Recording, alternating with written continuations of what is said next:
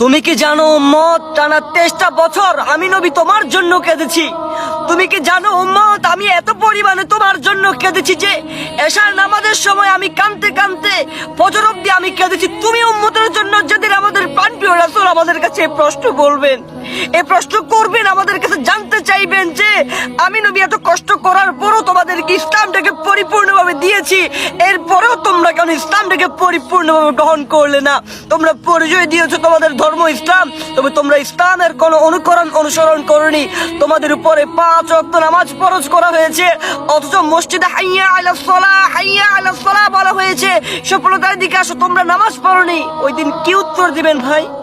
ওই দিন কি উত্তর দিবেন বোন? টানা 23টা বছর আমাদের প্রাণপ্রিয় রাসূল আমাদের জন্য কান্না করেছেন। তিনি এশার নামাজে দাঁড়িয়েছেন উম্মতের জন্য কান্না করতে করতে, তিনি ফজর অবধি উম্মতের জন্য কান্না করেছেন। আমরা সেই নবীর উম্মত হয়েও আজ আমরা নামাজ পড়ি না।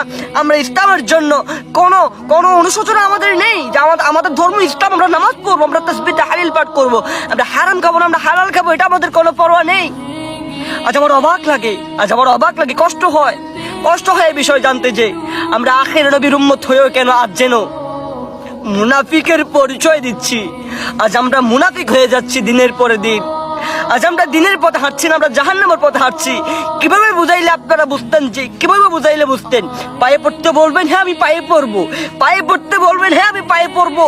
কোলে নিয়ে অর্থাৎ আমজা করে ধরে বলতে বলেন যে ছোট ভাই তুমি আমাকে বুকি নিয়ে বোঝাও, হ্যাঁ আমি বুঝাবো। তবু আমি দিনের পথে ফিরে আসা চাই, দিনের পথে ফিরে আসা চাই। কি বলবো আর?